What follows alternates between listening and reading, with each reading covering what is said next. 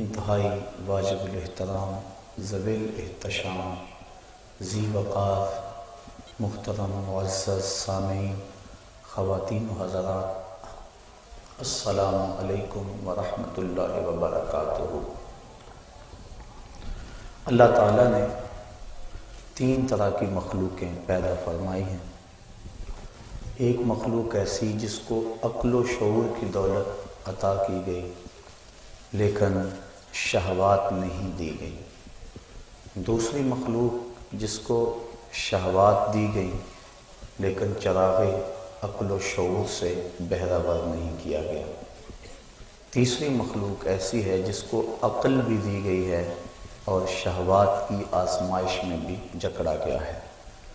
جس مخلوق کو عقل و شعور عطا کیے گئے، شہوات نہیں دی گئی، وہ فرشتے ہیں۔ جس مخلوق کو شہوات دی گئیں اور عقل و شعور کی دولت سے مالا مال نہیں کیا گیا، وہ چوپائے ہیں، بہائم ہیں، حشرات الارض ہیں، پرندے ہیں۔ اور جس مخلوق کو عقل و شعور کی دولت بھی دی گئی اور شہوات کی آزمائش میں بھی ڈالا گیا، وہ حضرت انسان ہے۔ عقل و شعور کا چراغ بھی دیا گیا اور اس کو آزمائش کی بھٹی میں بھی ڈال دیا گیا۔ اس کی فطرت میں نور بھی رکھ دیا گیا اور برائی کی طرف رجحان بھی اس کی فطرت کے اندر موجود ہے۔ اگر یہ نیکی کرتا ہے تو اپنے رب کا فرمان بردار بندہ بنتا ہے اور اللہ اس پہ راضی ہوتا ہے، اور اگر گناہ کرتا ہے تو گناہ اللہ کے قہر و غضب کا سبب ہے۔ چونکہ اس کی فطرت کے اندر گناہ کرنا بھی ہے تو پھر کیسے ممکن ہے کہ اس سے گناہ سرزد نہ ہو؟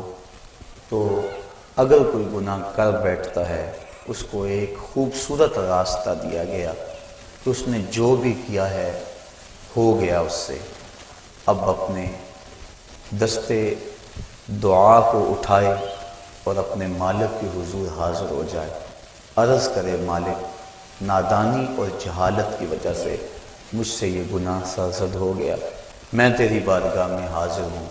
اللہ تعالیٰ پھر یہ نہیں دیکھتا کہ اس کے گناہ کتنے ہیں، یہ دیکھتا ہے کہ یہ آیا ہے میری چوکھٹ پہ، اور اللہ تعالیٰ اس کے پچھلے سارے گناہوں کو معاف فرما دیتا ہے۔ جو صغیرہ گناہ ہیں وہ تو ساتھ ساتھ مٹتے رہتے ہیں۔ ہم نماز پڑھتے ہیں، وضو کرتے ہیں، نیک اعمال کرتے ہیں تو صغیرہ گناہ مٹ جاتے ہیں۔ بلکہ ایک روایت میں آتا ہے جب کوئی شخص گناہ کرتا ہے تو فرشتہ اس گناہ کو لکھتا ہے، حتیٰ کہ 5 گناہ وہ کر لیتا ہے تو فرشتہ 5 گناہ لکھ لیتا ہے، پھر وہ نیکی کرتا ہے تو جو نیکی والا فرشتہ ہے وہ گناہ لکھنے والے فرشتے کو کہتا ہے آؤ سودا کر لیں۔ وہ کہتا ہے کیا سودا؟ تو وہ کہتا ہے کہ جب کوئی ایک نیکی کرے تو 10 نیکیاں میں نے لکھنی ہیں، میں 10 نہیں لکھتا، 5 لکھتا ہوں، تو 5 گناہ مٹا دے۔ تو وہ برائیاں لکھنے والا فرشتہ 5 گناہ مٹا دیتا ہے اور یہ 5 نیکیاں لکھ دیتا ہے، اور اللہ تعالیٰ مومن کا معاملہ یوں ہی صاف فرماتا رہتا ہے۔ کتنی کرم نوازی ہے اپنے بندے پہ اس کی، اگر اس کے در پہ آئے، اپنی جھولی پھیلائے، اس کے گناہ جتنے مرضی زیادہ ہوں، جس طرح کہ ایک شخص حضور کی خدمت میں حاضر ہوا تو اس نے کہا میں بہت بڑا گناہ گار ہوں، تو حضور فرمایا تیرے گناہ سمندر کی جھاگ سے بھی زیادہ ہیں؟ تو اس نے کہا ہاں زیادہ ہیں۔ کہا زمین و آسمان سے بھی زیادہ ہیں؟ کہا ہاں زیادہ ہیں۔ پھر حضور نے فرمایا کیا تیرے گناہ اللہ کی رحمت سے بھی زیادہ ہیں؟ اس نے کہا نہیں۔ تو اس کو مجدہ رحمت دیا گیا۔ تو اس کے حضور اگر کوئی جھولی پھیلاتا ہوا آ جائے تو اس جھولی کو خالی نہیں رکھا جاتا، مالک کے در پہ آنے والا اس کی رحمتوں کا حقدار ٹھہرتا ہے۔ ارشاد فرمایا یا ایھا الذین آمنوا توبوا الی اللہ توبۃ نصوحا، اے ایمان والو اللہ کے حضور توبہ کرو۔ کون سی توبہ؟ توبہ نصوحا۔ اب توبہ نصوحا کیا ہے؟ مفسرین کے اس پر 22-23 اقوال موجود ہیں۔ لیکن حضرت معاذ بن جبل رضی اللہ تعالی عنہ حضور رسالت مآب صلی اللہ علیہ وآلہ وسلم سے روایت کرتے ہیں کہ آقا کریم کی خدمت میں ایک شخص حاضر ہوا. اس نے عرض کی مت توبۃ النصوح، حضور توبۃ النصوح کیا ہے؟ تو آقا کریم علیہ السلام نے ارشاد فرمایا ان یندم العبد علی الذنب الذی اصاب فیعتذر الی اللہ تعالی ثم لا یعود الیہ کما لا یعود اللبن الی الدرع. فرمایا کہ توبہ نصوح یہ ہے کہ انسان جب گناہ کر بیٹھے تو اللہ کے حضور اس کی معذرت پیش کرے اور دوبارہ گناہ کی طرف اس کے لیے پلٹنا اتنا ہی مشکل ہو جس طرح کے تھنوں سے نکلا ہوا دودھ واپس کرنا مشکل ہوتا ہے. تو اگر کسی شخص کی یہ کیفیت ہو جائے تو وہ توبۃ النصوح کے مقام پہ فائز المرام ہے. حضرت علی المرتضیٰ رضی اللہ تعالی عنہ تشریف فرما تھے کہ ایک اعرابی آیا. اس نے استغفار طلب کرتے ہوئے کہا اللہم انی استغفرک و اتوب الیک، اے اللہ میں تیری بارگاہ میں استغفار طلب کرتا ہوں اور تجھ سے رجوع کرتا ہوں. حضرت علی المرتضیٰ رضی اللہ تعالی عنہ نے فرمایا جھوٹوں والی توبہ نہ کرو. عرض کی کہ یہ جھوٹوں والی توبہ ہے؟ فرمایا ہاں، زبان سے استغفار پڑھنا لیکن استغفار دل میں نہ اترے. ایک حدیث شریف کے الفاظ ہیں التائب من الذنب کمن لا ذنب لہ والمستغفر من الذنب وہو مقیم علیہ کالمستہزی بربہ. گناہ سے توبہ کرنے والا ایسا ہے جس طرح اس نے گناہ کیا ہوا ہی نہیں، اور استغفار کرنے والا اور گناہ کے اوپر وہ جمع ہوا ہے لیکن گناہ نہیں چھوڑتا اور استغفار کیے جا رہا ہے، فرمایا وہ ایسا ہے جس طرح اپنے رب سے مذاق کر رہا ہے. تو توبہ کی حقیقت تو یہ ہے کہ انسان عزم مصمم کرے کہ دوبارہ میں یہ گناہ نہیں کروں گا. جس طرح تھنوں میں دودھ کو واپس کرنا مشکل ہوتا ہے اس طرح اس کا گناہ کی طرف لوٹنا مشکل ہو. تو حضرت علی المرتضیٰ رضی اللہ تعالیٰ عنہ نے فرمایا کہ سچوں والی توبہ کر، جھوٹوں والی توبہ نہ کر. اس نے عرض کی حضور آپ بتائیں سچوں والی توبہ کیا ہے؟ تو حضرت علی المرتضیٰ رضی اللہ تعالیٰ عنہ نے فرمایا سچوں کی توبہ کی 6 شرائط ہیں. پہلی شرط یہ ہے کہ گناہ پر ندامت اختیار کی جائے، جو سابق گناہ کیے ہیں اس پہ شرمندگی ہو. اور ایک روایت میں آتا ہے حقیقت التوبۃ الندم، توبہ کی حقیقت شرمندگی ہی ہے. جب بندہ شرمندہ ہو جائے تو یہ توبہ کا روپ ہے اور یہ توبہ کا انداز ہے. تو کہا پہلی چیز سابقہ گناہوں سے توبہ کر. دوسری بات جو فرائض رہ گئے ہیں ان کی قضا کر. توبہ کرنے سے پچھلی نمازیں اور جو فرائض اور روزے رہ گئے ہیں وہ معاف نہیں ہو جاتے، بلکہ توبہ تو اس بات کی ہے کہ جو وقت پہ میں نہیں پڑھ سکا اے اللہ وہ مجھے معاف کر دے. آئندہ میں وعدہ کرتا ہوں کہ جو میرے ذمے قرض ہے میں اس کو ادا کروں گا، اور نمازیں، روزے اور دیگر جو تیرے حقوق ہیں میں ان کو ادا کروں گا. تو فرائض جو رہ گئے ہیں ان کی قضا کرے. تیسری شرط کسی کا قرض دینا ہو تو اس کو ادا کرے. چوتھی شرط کسی کے ساتھ جھگڑا کیا ہوا ہو تو اس سے معذرت کرے. پانچویں شرط جس طرح توبہ سے قبل گناہ کر کر کے اپنے نفس کو موٹا کیا اور قوی اور طاقتور بنایا، اب توبہ کا حق یہ ہے کہ تو اللہ کی اطاعت اور فرما برداری کر کے نفس کو ایسے ہی کمزور کر اسے رگڑا دے. اور چھٹی شرط یہ ہے کہ آئندہ گناہ نہ کرنے کا عزم مصمم کر لے. کہا اگر یہ 6 شرطیں تیری توبہ کے اندر موجود ہیں تو وہ تو سچا توبہ کرنے والا ہے، ورنہ تو زبان سے استغفار پڑھنے والا ہے، تیری توبہ سچی نہیں ہے. تو توبہ سچی یہی ہے کہ انسان خلوص کے ساتھ ان شرائط کے ساتھ اللہ کے حضور رجوع لائے.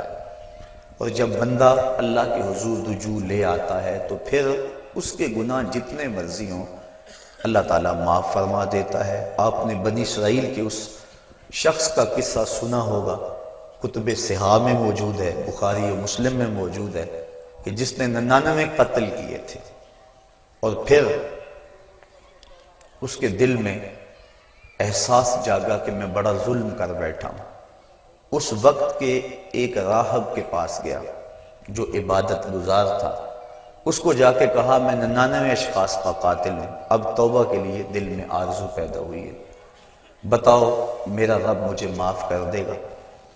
تو اس نے کہا نہیں، اتنے قتل اور معافی یہ کیسے ہو سکتا ہے، چونکہ وہ خشک زاہد تھا، علم کے نور سے مالا مال نہیں تھا۔ اس نے کہا نہ معافی نہیں ہے۔ اس نے کہا جب معافی نہیں ہے تو پھر 99 کیا اور 100 کیا؟ اس نے اس کو بھی قتل کر دیا، اور حدیث میں آتا ہے 100 کی تعداد پوری ہو گئی، لیکن دل میں جو امنگ پیدا ہوئی تھی، تڑپ تھی، وہ بدستور موجود تھی، وہ اس کو چین سے نہیں بیٹھنے دے رہی تھی۔ پھر کسی کے پاس گیا، مجھے بتاؤ میں توبہ کرنا چاہتا ہوں، کوئی راستہ بتاؤ۔ کسی نے کہا فلاں بستی میں اللہ کے کچھ بندے رہتے ہیں، تو جا ان کے پاس چلا جا اور ان کے ساتھ مل کے عبادت کر، اللہ تیرے گناہوں کو معاف فرما دے گا۔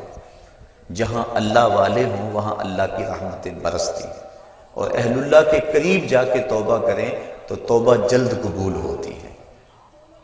ایک بزرگ فرماتے ہیں کہ میں جا رہا تھا بازار میں تو ایک شرابی نالی میں گرا ہوا تھا، مجھے ترس آیا، میں نے شفاف پانی منگوایا اور اس کو نالی سے اٹھوا کر اس کا منہ دھویا۔ انسان ہے اور یہ گندی نالی کے اندر گرا ہوا اور گندا پانی اس کے منہ سے لگ کے گزر رہا ہے، مجھے ترس آیا اس پر، میں نے اس کا منہ دھو دیا۔ پھر میں چلا گیا۔ تہجد کے وقت جب میں مسجد میں گیا تو کیا دیکھتا ہوں کہ وہ شرابی مصلی پہ کھڑا ہے۔ میں نے کہا مالک یہ شرابی اور میں اس کو مصلی پہ دیکھ رہا ہوں؟ کہا میرے بندے تو نے اس کا منہ دھو دیا تھا، میں نے اس کا دل دھو دیا۔ تو اللہ کے حضور جب بندے اس کے بندوں کی وساطت سے آتے ہیں تو پھر کرم اور دوبالا ہو جاتا ہے۔ تو توبہ میں اہل اللہ کی صحبت کی بڑی اہمیت ہے۔ تو وہ بندہ جس نے 99 اشخاص کا قتل کیا تھا، وہ اللہ والوں کی بستی کی سمت چل پڑا۔ ابھی کچھ فاصلہ طے ہوا تھا کہ موت کا وقت مقرر ہے، موت آ گئی۔ جنت کے فرشتے بھی آ گئے، جہنم والے فرشتے بھی آ گئے، دونوں کا تقاضا تھا کہ یہ ہمارا ہے۔ جنتیوں کی دلیل یہ تھی کہ توبہ کرنے جا رہا ہے، جہنمی کہتے تھے کہ ابھی پہنچا نہیں ہے، ابھی اس نے توبہ کی نہیں ہے، ابھی تو محض ارادہ اور عزم ہے، 100 اشخاص کا قاتل ہے، ہم ان بدبودار ٹاٹوں میں لپیٹ کر اس کی روح کو سجین میں لے جائیں گے۔ جب دونوں فرشتوں کا باہمی تکرار ہوا تو اللہ تعالیٰ نے ایک تیسرے فرشتے کو بطور فیصل ان میں بھیجا اور فرمایا کہ یہ جو فیصلہ کرے اسے قبول کر لینا۔ تو اس نے فیصلہ کیا کہ زمین کو ماپ لو، اگر آگے زیادہ ہوئی تو پھر اس کو جہنم والے لے جائیں، اور اگر پیچھے زیادہ ہے، زیادہ فاصلہ کر آیا ہے اور اللہ والوں کی بستی کے زیادہ قریب ہے تو پھر جنت والے فرشتے لے جائیں۔ اور جب فاصلے ماپے گئے تو آگے کا فاصلہ زیادہ تھا، پیچھے فاصلہ جو ہے ابھی تھوڑا طے ہوا تھا، لیکن اللہ تعالیٰ نے زمین کو حکم دیا آگے سے سمٹ جا، پیچھے سے پھیل جا۔ اس طرح زمین آگے سے سمٹ گئی اور پیچھے سے پھیل گئی، اس کو جنت کے فرشتوں کے سپرد کر دیا گیا۔ اور ایک روایت کے لفظ ہیں کہ جب وہ گرا، موت آئی، روح قبض ہونے لگی تو گرا، تو اس کو اتنا اشتیاق تھا اللہ والوں کی بستی کے قریب پہنچ کا، اللہ والوں کے پاس جا کر توبہ کرنے کا، کہ وہ مرتے مرتے بھی اپنے آپ کو گھسیٹ کے آگے کرتا رہا، اور وہ ایک بالشت اپنے سینے سے اپنے آپ کو گھسیٹ کے اس نے آگے کیا، اور جب اس کا فاصلہ ماپا گیا تو وہی ایک بالشت تھی جو اللہ والوں کی بستی کے زیادہ قریب تھا۔ تو اللہ تعالیٰ جل شانہ نے اس کی مغفرت فرما دی۔ تو اس کے حضور کتنا بڑا گناہ گار کیوں نہ ہو، وہ بخش دیتا ہے۔ کہتا ہے کون ہے جو میرے علاوہ گناہوں کو بخشے گا؟ وَمَن يَغْفِرُ الذُّنُوبَ إِلَّا اللَّهُ، کہا اللہ کے علاوہ کون ہے جو بخشے گا؟ کوئی ہے بھی تو نہیں نا جس کی چوکھٹ پہ جائیں۔ ایک بوڑھا حج کو جا رہا تھا، ایک نوجوان نے کہا مجھے بھی ساتھ لے چلو، اس نے کہا آ جاؤ، لیکن جب عرفات میں پہنچے بوڑھے نے آواز لگائی لبیک اللہم لبیک، آگے سے آواز آئی لا لبیک، تیری کوئی حاضری قبول نہیں۔ تو وہ پھر بھی آواز لگا رہا ہے لبیک اللہم لبیک۔ جوان نے کہا بابا جی سنا نہیں کیا جواب مل رہا ہے؟ کہا آج سے نہیں سن رہا، 70 سال سے سن رہا، 70 سال ہو گئے آتے، میں کہتا ہوں لبیک، جواب آتا ہے لا لبیک۔ تو کہا بابا 70 سال ہو گئے یہ آواز سنتے اور پھر بھی آتے ہو؟ کہا جوان اس در پہ نہ ہوں تو بتاؤ کس در پہ جاؤں؟ اگر نہ آؤں گا تو کہاں جاؤں گا؟ اور تو کوئی چوکھٹ ہے ہی نہیں، یہی تو در ہے۔ تو جب اس بوڑھے نے یہ بات کہی اللہ کی رحمت کو جوش آیا، کہا تیری پچھلی 70 حاضریاں بھی قبول اور آج کی حاضری بھی قبول۔ تو جو بندہ اس کے حضور حاضر ہوتا ہے اللہ رحمتوں سے اس کو ڈھانپ لیتا ہے۔ کہا کون ہے جو اس کے علاوہ گناہوں کو بخشے گا؟ جب بندہ اللہ کے حضور اپنی معذرت لے کر آتا ہے، حدیث شریف میں آتا ہے اللہ تعالیٰ ارشاد فرماتا ہے میرے بندے کو یقین ہے کہ میرے علاوہ اس کی کوئی اور مغفرت کرنے والا نہیں۔ اللہ اکبر، آؤ تو صحیح، ہم تو مائل بکرم ہیں کوئی سائل ہی نہیں، راہ دکھلائیں کسے کوئی راہ رہے منزل ہی نہیں، کوئی آئے تو صحیح، کوئی ہاتھ پھیلائے تو صحیح، اس کے حضور آواز لگائے تو صحیح، وہ تو چاہتا ہے۔ حدیث شریف میں آتا ہے فرمایا کہ بندہ سفر پہ جا رہا ہے اور بے آب و گیا صحرا میں، اس کے اونٹ پر ہی اس کا توشہ ہے اور اس کا پانی اونٹ پر ہی ہے۔ راستے میں ایک شجر سایہ دار ملا اور وہ بندہ اونٹ کو وہاں کھڑا کر کے باندھ کے خود سستانے کے لیے دوپہر کاٹنے کے لیے لیٹ گیا۔ اچانک اس کی آنکھ کھلی تو کیا دیکھتا ہے؟ اونٹ موجود نہیں ہے۔ صحراؤں میں اگر اونٹ گم گیا اور تو کہیں پانی ملے گا نہیں تو سیدھی سادھی موت ہے۔ وہ دائیں بائیں ڈھونڈتا ہے، تلاش کرتا ہے، لیکن اونٹ نظر نہیں آتا۔ وہ دوبارہ اس کے تنے سے ٹیک لگا کے بیٹھ جاتا ہے موت کے انتظار میں کہ اسی اثناء میں اس کی آنکھ لگ جاتی ہے۔ پھر آنکھ کھلتی ہے تو کیا دیکھتا ہے کہ اونٹ ماں ساز و سامان کے سامنے کھڑا ہے۔ پھر بتائیے وہ بندہ کتنا خوش ہوتا ہے اور خوشی میں کہتا ہے اللہم انتا عبدی وانا ربک، اے اللہ میں تیرا رب اور تو میرا بندہ۔ کہنا تو اس کو یہ چاہیے تھا کہ اے اللہ میں تیرا بندہ اور تو میرا رب، لیکن اس کو خوشی اتنی ہوئی، وہ کیا کسی نے کہا تھا کہ کسی کے آنے سے ایسے ہوش اڑے ساقی کے، شراب سیخ پہ ڈالی اور بوتل میں کباب، الٹ گیا نا، خوشی اتنی ہو گئی۔ ہم اتنے خوش ہوئے کہ پریشان نظر آئے، تو ایسی حالت بھی ہو جاتی ہے بعض اوقات۔ تو اس نے اس قدر خوشی اور مسرت کے عالم کے اندر کہا اللہم انت عبدی، اے اللہ تو میرا بندہ، وانا ربک، اور میں تیرا رب۔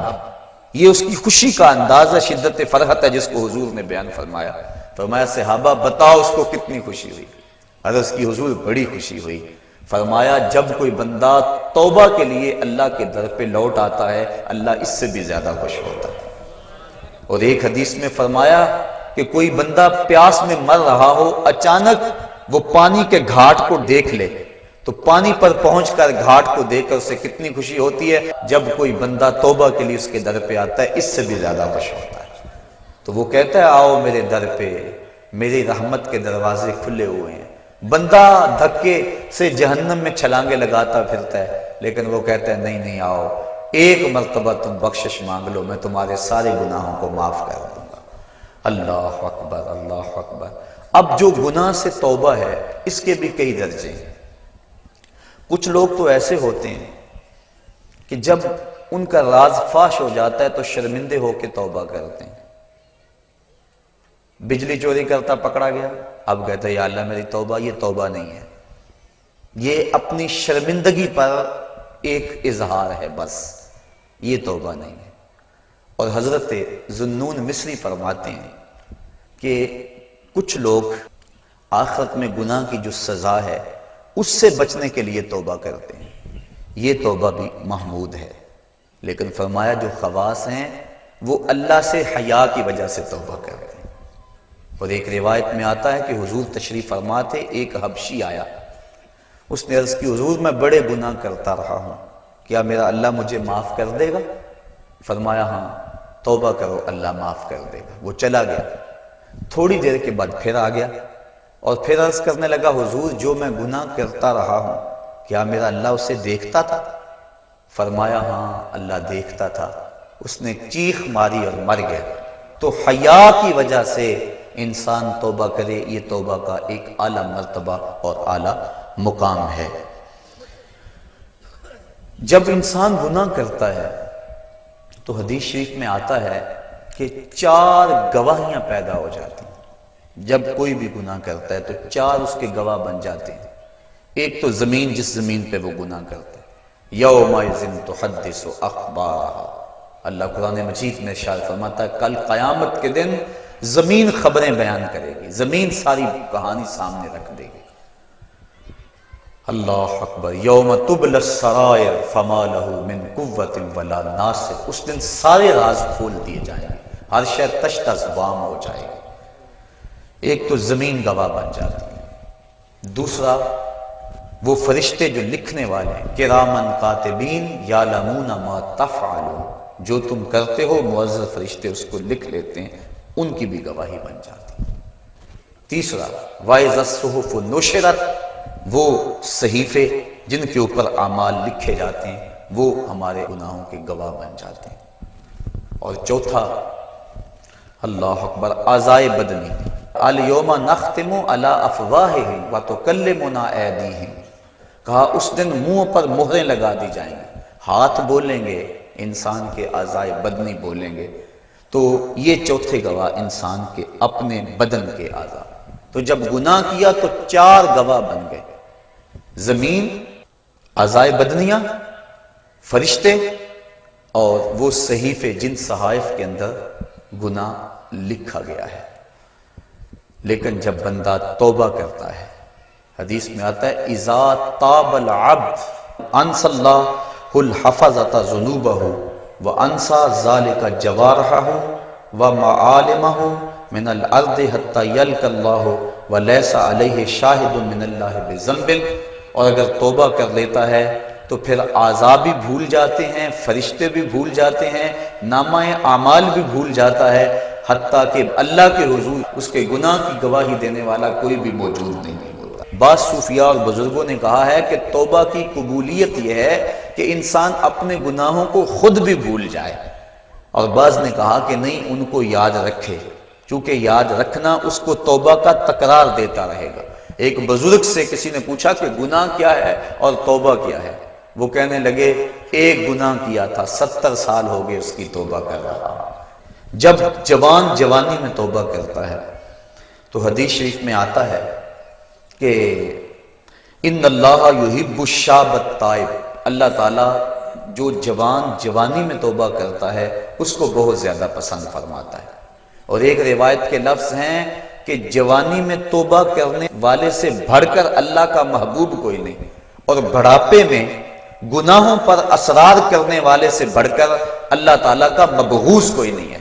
سب سے زیادہ ناراض اللہ اس بندے پہ ہوتا ہے جو بڑھاپے کے باوجود بھی گناہ نہیں چھوڑتا، اور سب سے زیادہ اللہ تعالیٰ خوش اس بندے پہ ہوتا ہے جو جوانی کے اندر توبہ کرتا ہے۔ اور ایک روایت میں آتا ہے جب جوان توبہ کرتا ہے تو اللہ کا عرش خوشی سے جھوم اٹھتا ہے۔ اور ایک روایت کے لفظ ہیں وَشَابٌ نَشَأَ فِي عِبَادَةِ اللَّهِ، وہ جوان جس کی جوانی اللہ کی عبادت میں گزرے۔ فرمایا کل قیامت کے دن جب کوئی سایہ نہیں ہوگا، اللہ اس شخص کو اپنے عرش کا ٹھنڈا سایہ نصیب فرمائے گا۔ آؤ اس کے در پہ آؤ، توبہ کا دروازہ کھلا ہوا ہے۔ حضور نے ارشاد فرمایا جتنی دیر تک سورج مغرب سے طلوع نہیں ہوتا توبہ کا دروازہ کھلا رہے گا۔ اللہ کے حضور گڑ گڑاؤ، اپنے گناہوں کی معافی مانگو۔ 2 قطرے ایسے ہیں جو رائگاں نہیں جاتے اور اللہ کے بڑے محبوب ہیں۔ ایک وہ قطرہ جو خوف خدا سے آنکھوں سے ٹپکتا ہے، اور حدیث میں آتا ہے گناہ گار کی آنکھ کا پانی اللہ کے غصے کی آگ کو ٹھنڈا کر دیتا ہے۔ اور دوسرا وہ قطرہ جو اللہ کے راستے کے اندر بہتا ہے، خون کا وہ قطرہ اللہ کو بہت زیادہ محبوب ہے۔ تو وہ آنکھ جو اللہ کے خوف میں روتی ہے، جس کو اللہ کے خوف نے رلا دیا، لا خیر فی عین لا تبکی من خشیت اللہ، اس آنکھ میں کوئی بھلائی نہیں ہے جو اللہ کے خوف میں روتی نہیں۔ اور وہ آنکھ جو اللہ کے خوف میں روتی ہے، حدیث میں آتا ہے اگر کوئی شخص خوف خدا میں رویا اور اس کی آنکھ کے جو بال ہیں پلکوں کے ان میں سے ایک بال کی جڑ بھی بھیگ گئی، قیامت کے دن اگر اس شخص کو جہنم کا حکم ہوا تو وہ بال کھڑا ہو جائے گا، عرض کرے گا یا اللہ یا مجھے نکال لے یا اسے جنت عطا کر دے، اور اللہ اس بال کو تو نہیں نکالے گا لیکن جس کا بال ہوا اس کو اللہ جنت کا مسافر بنا دے گا۔ اور ایک حدیث میں آتا ہے جس شخص کی آنکھوں سے خوف خدا کی وجہ سے مکھی کے سر کے برابر پانی نکل آیا، اللہ اس کو قیامت کے دن بخش دے گا، اس کی مغفرت فرما دے گا۔ تو اس کی یاد میں رو کر توبہ کرنا، اپنے گناہوں پر ندامت ہو اور پھر آنکھوں سے آنسو چھلک پڑے تو اللہ کو وہ بندہ بڑا ہی پسند آتا ہے۔ رونے والی آنکھ کو اللہ بہت زیادہ پسند کرتا ہے۔ میرے بزرگ فرمایا کرتے ہیں کہ ایک بزرگ تھے پرانے دور میں، ان کی طبیعت کے اندر سخا کوٹ کوٹ کے بھری تھی اور آدھا فقر خدمت خلق اور سخاوت ہے۔ جس کی طبیعت کے اندر سخا نہیں ہے، جس کی طبیعت کے اندر جو ہے وہ وسعت نہیں ہے، وہ فقیر نہیں ہو سکتا، تو وہ جو بھی مہمان آتے ان کو لٹاتے، ان کو کھانا کھلاتے، حتیٰ کہ قرض اٹھا کر ان کو کھلا دیتے۔ جب ان کا وقت آخر آ گیا تو بڑے لوگوں کا قرض دینا تھا، انہوں نے سمجھا بابا جی تو جا رہے ہیں، بعد میں قرض کون دے گا، تقاضا کرنے کے لیے آ بیٹھے۔ بابا جی کا آخری وقت ہے اور وہ قرض مانگ رہے ہیں۔ بابا جی کو یہ فکر ہے کہ یہ میرے مہمان آئے ہیں اور میرے پاس کھلانے کے لیے کچھ نہیں۔ ایک چھوٹا سا بچہ تھالی کے اندر کوئی چیز رکھ کے بیچ رہا تھا، آواز دی اور گزرنے لگا، خادم کو کہا کہ بچے کو بلاؤ، بلایا، کہا بیٹا میرے ان مہمانوں کو کھلا دو۔ بچے نے تو شکریہ ادا کیا کہ میں سارے دن میں یہ سامان بیچنا تھا، میرا فوراً بک گیا۔ اس نے سارا سامان کھلا دیا اور بابا جی سے کہا کہ پیسے، انہوں نے کہا بیٹھ جاؤ۔ بیٹا بیٹھ گیا، 2 4 5 منٹ گزرے تو اس نے پھر اٹھ کے کہا بابا جی پیسے، کہا بیٹھ جاؤ، جب ان کو ملیں گے تو تجھے بھی ملیں گے، یہ بھی سارے قرض خواہ ہیں۔ بچے نے رونا شروع کر دیا، بچہ رویا، رحمت ایزدی کو جوش آ گیا۔ کوئی بندہ تھیلی لے کر اشرفیوں کی بزرگوں کے پاس نذرانہ لیے حاضر ہوا، انہوں نے سب کا قرض ادا کر دیا، بچے کو بھی دے دیا۔ تو وہ جو لوگ تقاضا کرنے آئے تھے انہوں نے کہا ہم اتنی دیر سے بیٹھے تھے اور یہ بچہ فوراً آیا اور لے کے چلا گیا۔ تو وہ بزرگ فرمانے لگے تم میں سے پہلے کوئی رونے والا نہیں، یہ رونے والا آیا، اس کے صدقے سے باقیوں کا بھی کام بن گیا۔ تو جب بندہ اس کے حضور اپنے گناہوں کی معافی مانگتا ہے، اللہ تعالیٰ جل شانہ اس کی آنکھ سے ٹپکتے ہوئے آنسو کا صدقہ، آنسو کا قطرہ زمین پر بعد میں گرتا ہے، اللہ بندے کے گناہوں کو پہلے بخش دیتا ہے۔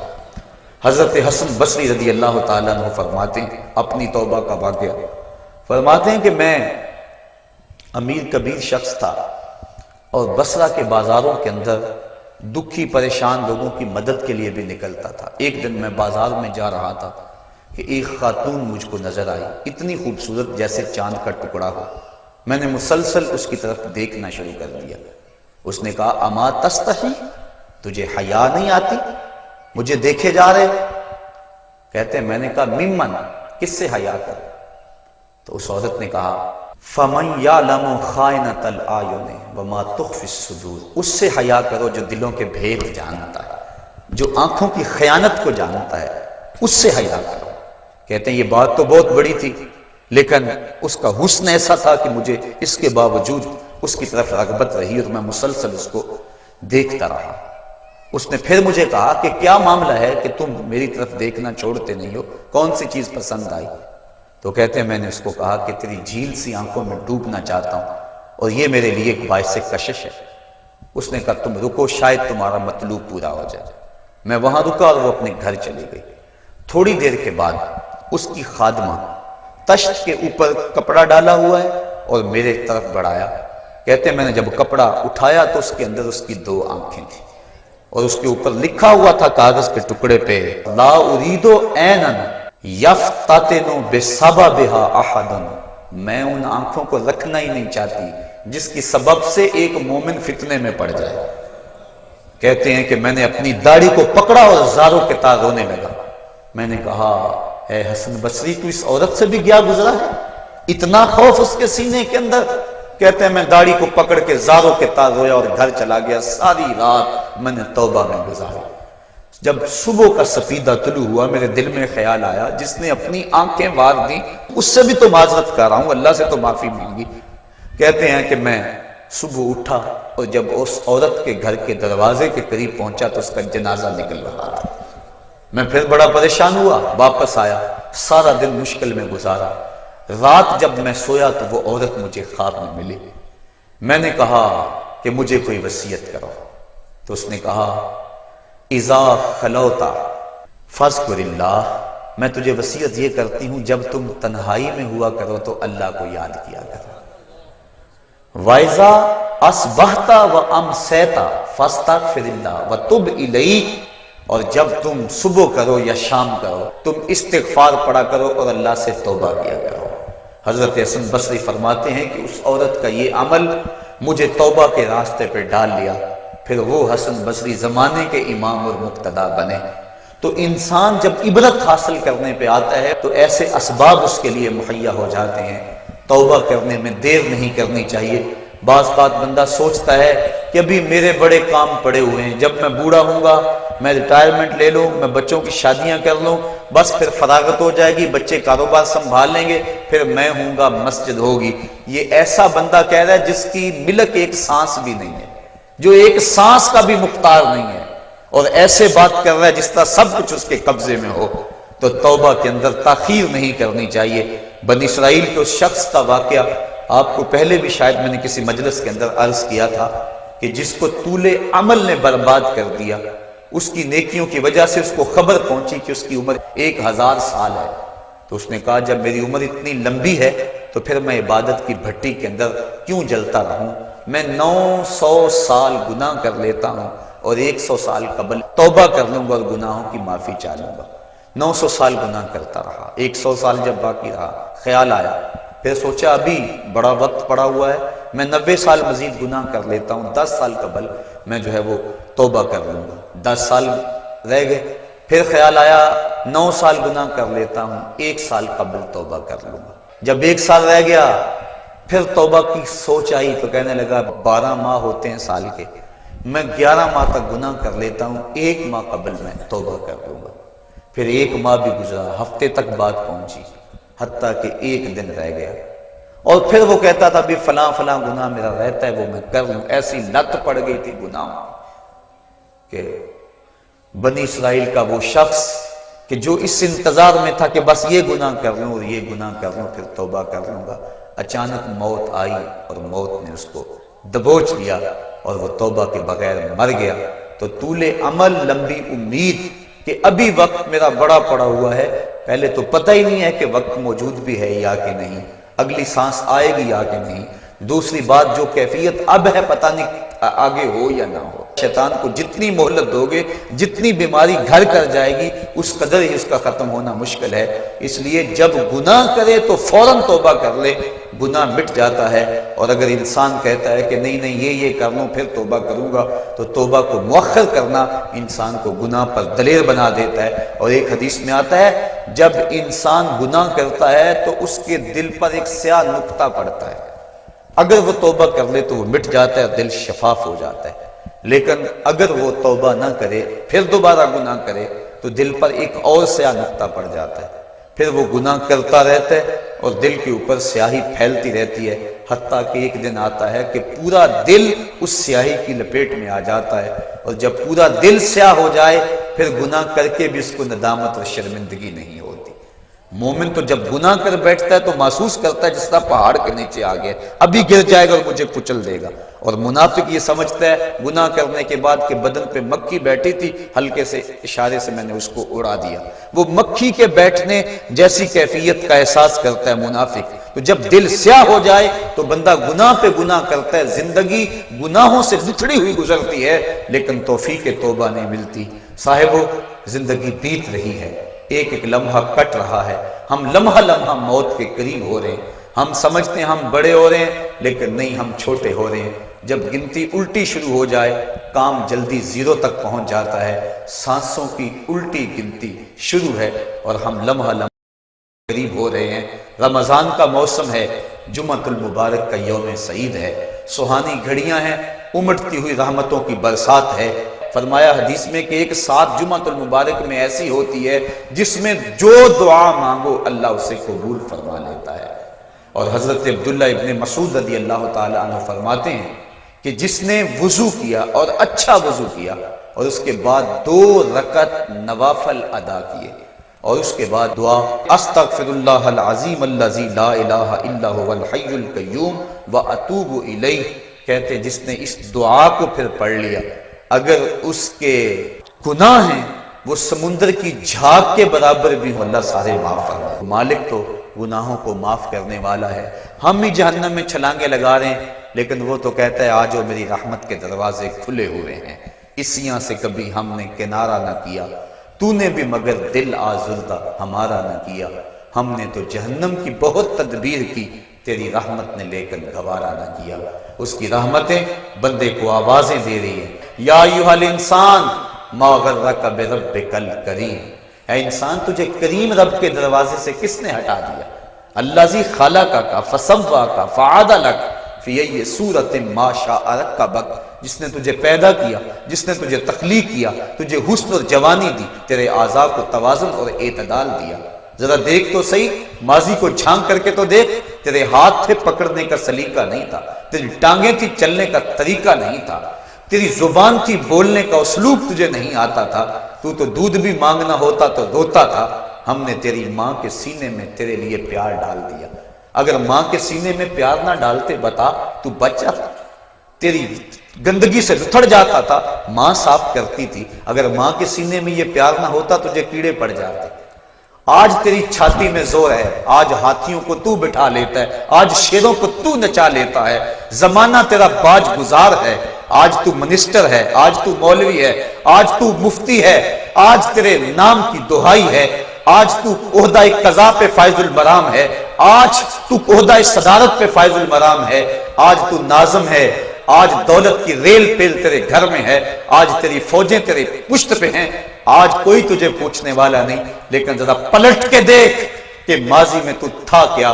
اچھا پیچھے نہیں پلٹ کے دیکھنا تو ذرا آگے پلٹ کے دیکھ لے، پھر دوبارہ ہو وہی حالت، ڈنڈے کو پکڑ پکڑ کے چلے گا، پھر ڈنڈا بھی جواب دے گا، چارپائی سے لگ گیا، فالج ہو گیا، گھر والوں نے 4 دن تو بڑی خدمت کی، آخر انہوں نے بھی کام پہ جانا، پھر بیویوں کے سپرد کر کے چلے گئے، کتنی دیر خدمت ہوگی، اب سارے تنگ آ گئے، آہستہ آہستہ منہ سے یہ دعائیں نکلنے لگی، اللہ بابے کو پردہ دے دے تو ٹھیک ہے، بتا ہم تجھے پردہ نہ دیتے تو تو کیا کرتا، ہم نے زندگی دی یہ بھی ہمارا احسان، اب تو اس حالت میں ہے کہ تیرا دھڑ مارا گیا، چارپائی پہ لگ گیا، بولو براز اوپر، مصیبت بن گئی، گھر والے بھی تنگ، تجھے اندر سے نکال کر برآمدے میں رکھ دیا کہ بابا کھانستا ہے، بچے ڈسٹرب ہوتے ہیں، جراثیم پھیلتے ہیں، اب تجھے باہر رکھ دیا گیا، تو اپنے آپ سے تنگ آ گیا، ڈاکٹر کو کہتا ہے لگا زہر کا ٹیکہ، ڈاکٹر زہر کا ٹیکہ بھی لگائے، بتا تجھے موت نہ آئے تو کیا کرے، ہم نے تجھے زندگی دی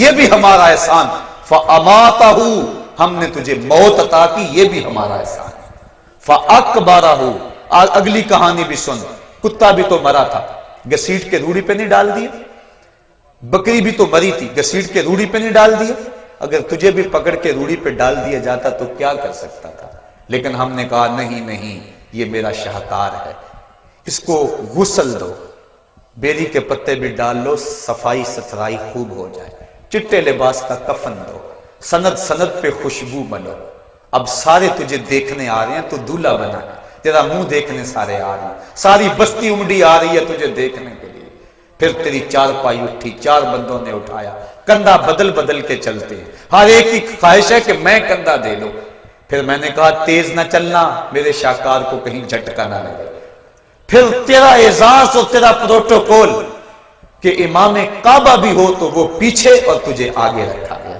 انسان ذرا غور تو کر، تو کس چیز پہ نازاں ہے اور بھول گیا اس رب کو، آجا اس کی رحمت کی باہیں کھلی ہوئی، وہ بلا رہا ہے تجھ کو، آجا پلٹ کے آجا، آنا تو تو نے ہے ہی، کل جو کفن میں منہ چھپا چھپا کے آتا پھرے گا، آج کھلے منہ آجا، اس کی رحمتیں آواز دے رہی ہیں، یا ایھا الانسان ما غرک بربک الکریم۔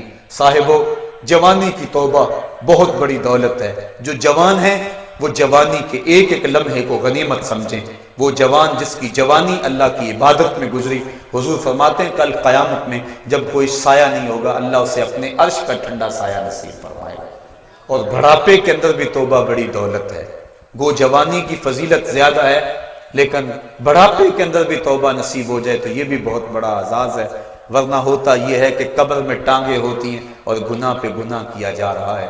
وہ کیا کہا تھا میاں محمد بخش عارف کھڑی رومی کشمیر نے کہ ہڈیاں کمبن گوڈے کھڑکن تے اڑ گیا لک تیرا، اجے بھی بدیوں باز نہ آئیں جیو مرد دلیرا۔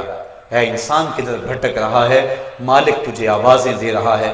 کبھی بھاگے ہوئے کو بھی یوں آوازیں دی جاتی ہیں، کبھی در چھوڑ کے بھاگنے والے کو بھی یوں بلایا جاتا ہے، لیکن کہتا ہے توبو اللہ، آ جاؤ، میری رحمت کے دروازے کھلے ہوئے ہیں، ابھی مغرب سے سورج طلوع نہیں ہوا۔ میرے بندے جب تو توبہ کا ہاتھ پھیلائے گا میں تیرے گناہ جو ہیں وہ فرشتوں کے خیالوں سے بھی مٹا دوں گا، نامہ اعمال سے بھی مٹا دوں گا۔ جو زمین گواہ بنی ہے وہ بھی گواہی دینا بھول جائے گی، تیرے اعضاء بھی بھول جائیں گے، گناہ تجھے بھی یاد نہیں رہیں گے اور ان چار گواہوں کو یاد نہیں رہیں گے۔ کل قیامت کے دن جب رب کے حضور ملے گا تو کوئی گواہ تیرے گناہوں کا موجود نہیں ہوگا۔ آ تو صحیح، جھولی پھیلا تو صحیح، ہم تو مائل بکرم ہیں کوئی سائل ہی نہیں، ہم تو مائل بکرم ہیں کوئی سائل ہی نہیں، راہ دکھلائیں کسے کوئی رہ روے منزل ہی نہیں۔